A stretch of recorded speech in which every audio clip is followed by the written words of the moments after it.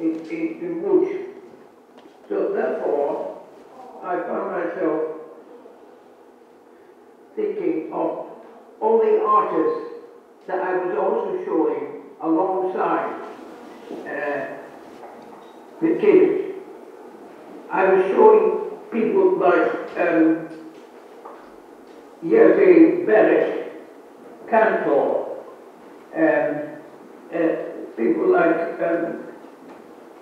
how can I say, I relied completely on my conversations with Bishop Stanislavski, and I was showing people like Witkacologiczna, and God knows how many other people,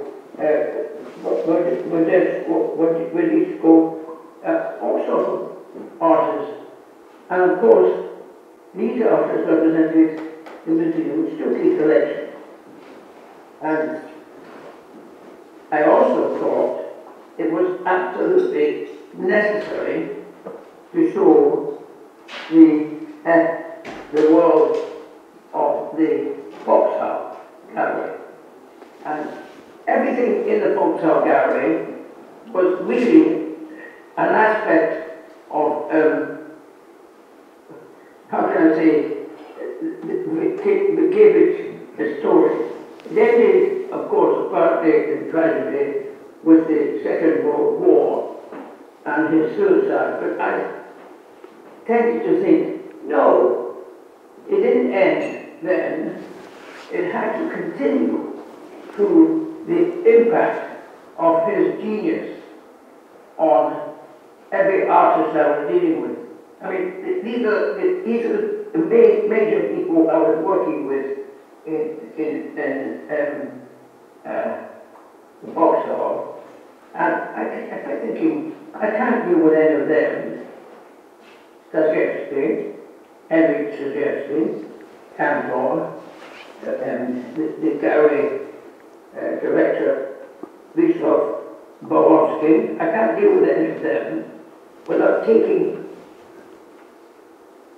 the genius, the soul, the spirit of the king into account.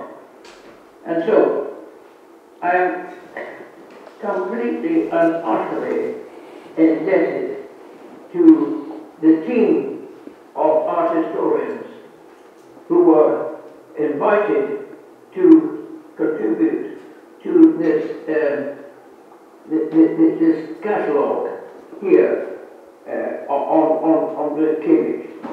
There were some very important people, of course, Konferencja,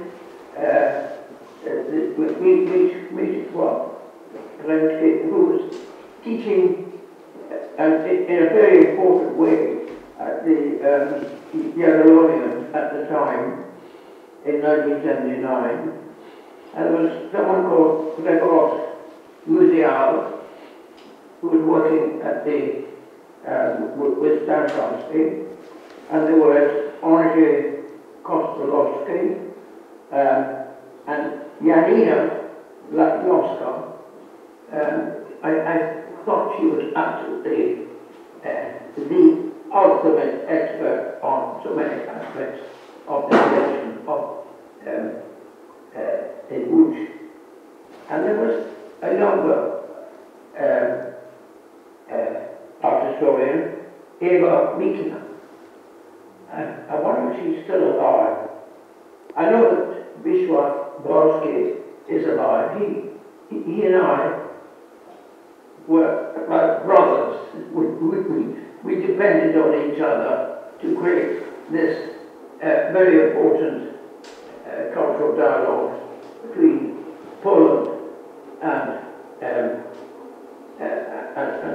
what should I say, the English-speaking part of Europe. It wasn't just with Scotland, it wasn't just with,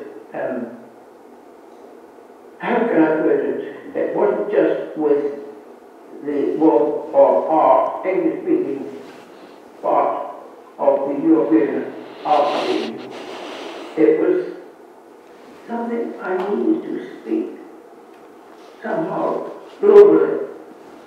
There there was an amazing level, a worrying level of ignorance with regard to the genius of the English. And I found it my moral responsibility to try to do as much as I could to educate the so-called world of contemporary art, especially in the United States, in North America. His name did not come up the way it should. And I thought, you cannot deal with living artists in Poland. Certainly not in 1972, when I presented a major exhibition of Polish art in collaboration with Richard Stanislavski. You cannot, even, so that was the first time I really made a big effort in 1972, but before that, in 1967, I was putting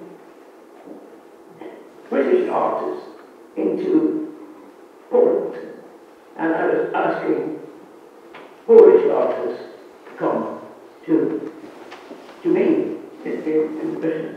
I felt that Poland was, for some reason, mainly due to the spirit of the Polish artists themselves. Poland was not cut off the way Czechoslovakia was in these days, or Hungary, or the former Yugoslavia. Somehow there was something happening that I could not ignore. And I thought there was more happening, more truth, experience in the life and work of all the artists I was meeting in Poland in the 60s and early 70s, and certainly throughout the 80s, and certainly through the 70s. And then I found in the United States, in New York, or Los Angeles, or in Chicago, I discovered, to my amazement, that somehow or another it was my duty, my responsibility, to create something in Edinburgh at the Edinburgh Festival equal in importance to the Venice Biennale. Equal, in fact, in importance in the post-war years to Documenta. And I thought that maybe I had to keep focusing on the reality of what was happening in the communist world of Poland. It was very difficult, of course, because Poland was not Poland. Poland was a prison. And it was difficult for the artists of Poland to express their concept of truth. But thankfully, the communists were not quite sure about what truth was because they were dealing with untruth, false truth. Falsehood is the word in English. And I was thinking, somehow or another, it's my job to make sure that Poland is in pole position, and without the soul, spirit, and art of Witkiewicz, it would not be possible to create this, to reveal this truth. So here am I now, even now, thinking that there is a great deal of ignorance in the English-speaking world of the art world in Europe, and certainly in North America, and globally. And I'd like to congratulate all of you attending this conference, because you're all very, very, very important people. I wish I could meet you all. I wish I could embrace you all. I wish I could congratulate you all for the work you are doing, because more than ever in this world where there's a great deal of confusion in the world of politics, and there's a great deal of tragedy in a world in which we have to fight for the truth. We certainly have to fight against the madness of autocracy, of dictatorship, with the arts. And what is the best way? Well, I discovered that in the darkest days of the history of Poland, during martial law, for example, I trusted the Polish people somehow, knowing that there was something special about Poland and its artists, knowing that somehow or another only Poland could have produced Witkiewicz at that time. But what a sadness it was that he was not able to be around physically. And I'm trying as hard as I can to make sure that he is physically present, that you cannot ignore him. And I'm hoping that we can work together, all of you in this conference, to make sure that he is a household name amongst anyone concerned with the history of what we call contemporary art. Actually, I don't wish to see Witkiewicz to have his name associated with contemporary art. He belongs to the whole history of European culture. He is timeless. His truth that he embodied, his fearlessness, his courage in exploring. He was not just an explorer in terms of his great expedition to the Pacific. He was a scientist, he was a philosopher, he was someone who I could well imagine would attract the creativity in the artists of the Vauxhall and the Museum Stuckey, and in the soul of the mind of Cantor. Every time I met Cantor, we ended up talking about I kept thinking, he's aware, he's on my back, he's on my shoulder. I can't have a conversation with Cantor or any of the Crico 2 artists without thinking that he's here with me, on my shoulder, okay, beside me, helping me to negotiate the stupidity and madness of the English-speaking art world in the 90s and in the beginning of the third millennium. Because I think the art world is in desperate need of the spirit and the soul of Witkiewicz.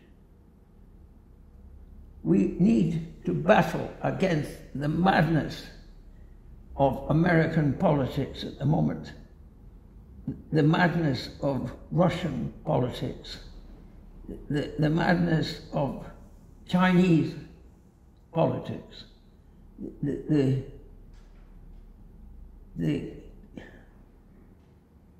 fact that the truth is not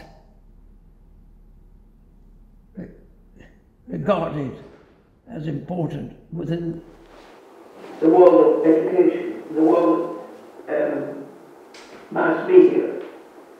And I think only the great artists,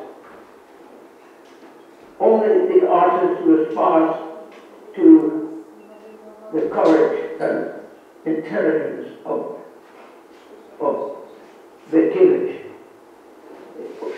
he is the model for the third millennium. He is the model for now. He is the human being who should be,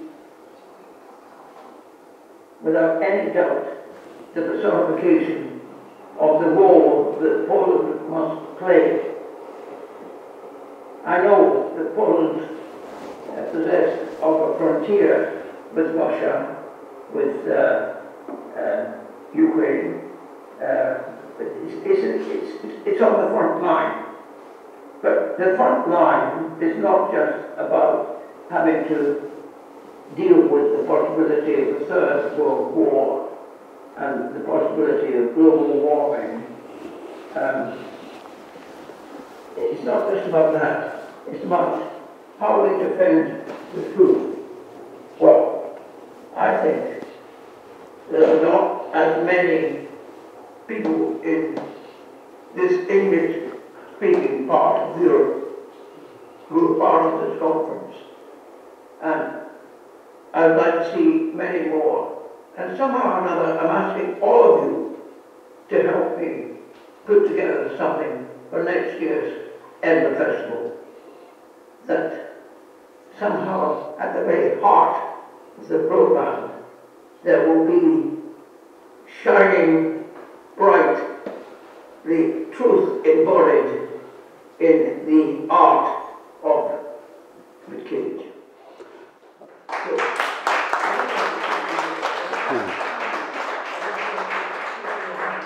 I wish I could converse with you. I wish I could